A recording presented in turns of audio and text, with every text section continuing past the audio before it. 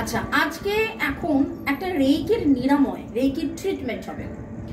রেইকির নিরাময় কারা কারা নিতে পারে? সদ্যজাত বেবি বা গর্ভে থাকা বেবি থেকে যে কেউ যে কোনো অবস্থায় যে কোনো কারণে ভালো থাকার জন্য রেইকি নিতে পারে। আমি হাতে নিয়েছি পেন্ডুলাম। আমি পেন্ডুলাম নিয়ে চেক করে নেব যে কোন চাকরা, আমাদের যে 7টা চক্রের মধ্যে কোন চক্রে যদি কোনো ডিফেক্ট থাকে এবং সেটার হিলিং করব। বাচ্চাদের ক্ষেত্রে হিলিং খুব খুব খুব কম সময়ের জন্য লাগে, বেশি সময় একদমই লাগে না। ওকে, ঠিক আছে, চলো হাতটাকে এরকম করে বসো, একদম কমপ্লিট রিসিভিং।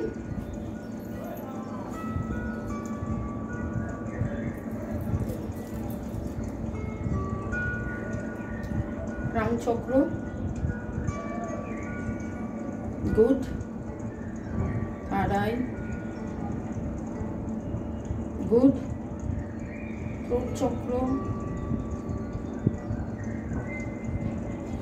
চক্র, বিশুদ্ধ চক্র, সেটা একটুখানি আমি দেখছি একটু ম্যালফাংশন করছে। হার্ট চক্র, good. Solar plexus, good. Sacral, good. রুটটা স্লো রয়েছে, তো আমি এখন ওর হিলিং করব যাতে করে ওর থ্রোট চক্র, যেটা বিশুদ্ধ চক্র, যেটা কমিউনিকেশনে হেল্প করে, কথাবার্তা বলাতে হেল্প করে, সেটা যাতে ঠিকঠাক হয়। আর রুট চক্র, মনের মধ্যে কোথাও যদি কোনো রকম কোনো ভয় থাকে বা কিছু কোনো রকম কিছু ফিলিংস, কনফিডেন্সের অভাব যদি থাকে, যদি ওর উইল পাওয়ার, কনফিডেন্স অনেক হাই, আপনারা যারা ওকে চেনেন, কিন্তু তাও আমি চেক করে দেখে নিচ্ছি, তারপর আবার চেক করে দেখাবো যে ও কি অবস্থায় আছে।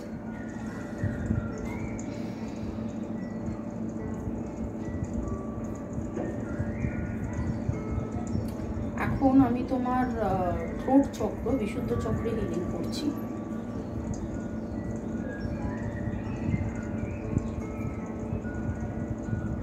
তুমি কি তোমার থ্রোট চক্রে কিছু ফিল করছো? আমার না সত্যি কথা বলতে সুস্থি লাগছে। আচ্ছা, মানে এনার্জি ভাইব্রেশনটা ফিল হচ্ছে।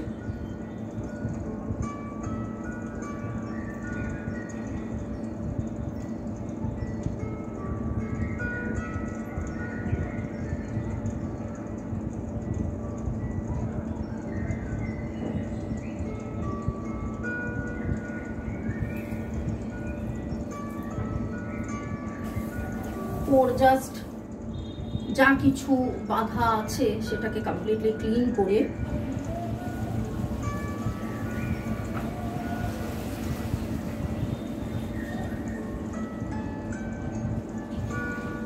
ওকে, আমি দেখে নেবো।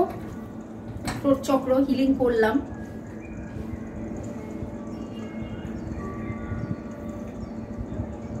নাও ইট ইজ ওকে।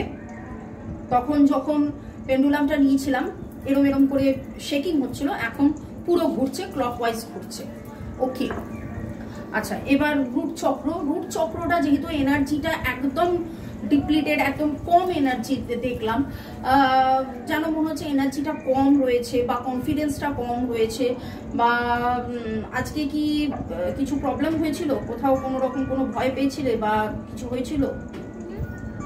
কিছু হয়নি? আচ্ছা, ঠিক আছে। পটি ক্লিয়ার হয়েছে? হ্যাঁ। আচ্ছা, ঠিক আছে।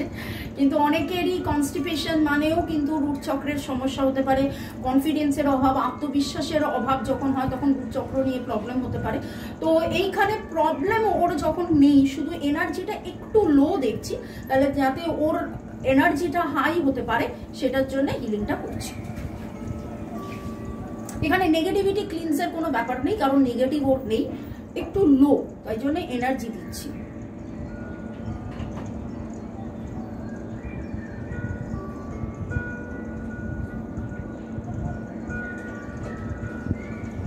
তুমি তোমার রুট চক্র হচ্ছে মেরুদণ্ডের নিচে, জাস্ট যেখানে শেষ হয়েছে, সেখানে কি কিছু ফিল করছো?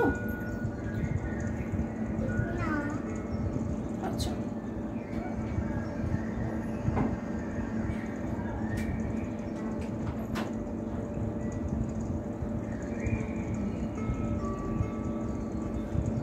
তোমার কি ঝর্ণা বা নদীতে যেতে ইচ্ছে করছে? নদীর জলে পা ভেজাতে ইচ্ছে করছে? আচ্ছা, আচ্ছা এবার দেখো তো তুমি রুট চক্রে কিছু ফিল করছো, এনার্জি ভাইব্রেশন? আমার খুব হালকা লাগছে। হালকা লাগছে, very good. Okay, thanks to divine energy, supreme energy, Mother আর্থ। আমার পেন্ডুলামকে ধন্যবাদ, রেকি শক্তিকে ধন্যবাদ, এমনকি ও যে রেকি গ্রহণ করছে তার জন্য ওকেও ধন্যবাদ। আমাকেও ধন্যবাদ। Thank you. আচ্ছা এবার ওর রুট চক্রের এনার্জিটাকে আমি চেক করছি। এবার দেখুন আপনারা কি খেয়াল করছেন, পেন্ডুলাম জোরে জোরে ঘুরছে, তখন পেন্ডুলামটা একদম সরু হয়ে গিয়েছিল, পেন্ডুলাম ঘুরছিল না। তো thanks to my pendulum also, thank you thank you thank you. Okay, একটা ওভারঅল ওর হিলিং আমি করে দিলাম।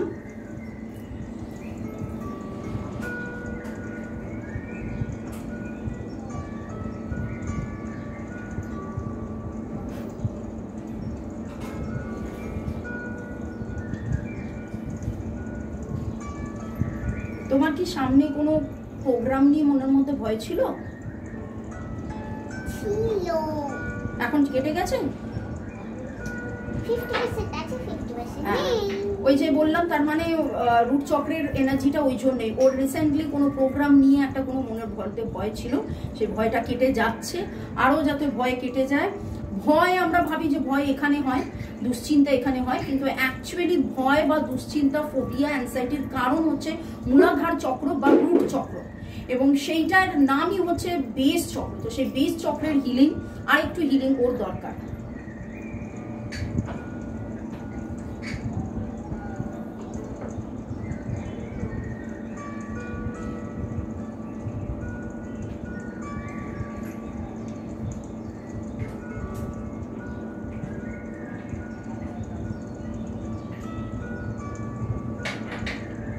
এখন কেমন লাগছে? হালকা লাগছে। ভেরি গুড, ঠিক আছে। চলো আস্তে আস্তে থ্যাঙ্কস গিভিং, তুমি একটু জল খেয়ে নাও প্রতিটা হিলিং এর পরে এবং আগে আমরা বলি জল খেতে, একটু জল খেয়ে নাও। থ্যাংক ইউ মাই বাচ্চা, thank you. Thanks to divine energy, supreme energy, Mother Earth, universe, thanks to reiki মহাজাগতিক শক্তি। এইরকম নানা রকমের হিলিং আমরা করে থাকি। এটা তো একটা শর্ট সেশন আমরা করলাম, যেখানে জাস্ট চাকরাসটাকে আমরা স্ক্যান করে দেখে নিলাম এবং ইমিডিয়েট অ্যাকশন নিয়ে চাকরাসের যেটা ক্লিনস করলাম, তাতে ওর মুখ থেকেই শুনলেন। বাচ্চাদের জন্য খুব একটা বেশি যে অনেকক্ষণের হিলিং লাগে সেরকম নয়, হিলিং বাচ্চাদের জন্য খুবই কম লাগে, কিন্তু ডিপেন্ড করে। যদি এরকম দেখা যায় যে এটা প্রতিবার হচ্ছে, তাহলে প্রতিবার প্রোগ্রামের আগে যদি ওর ভয় আসে, সেই ভয়টা কাটানোর জন্য ওর একটা ডেইলি হিলিং লাগবে। তো এইরকম ডিপেন্ড করে কার কত দিনের কিরকম হিলিং লাগবে। আপনাদের যদি মনে হয় হোয়াটসঅ্যাপে যোগাযোগ করতে পারেন।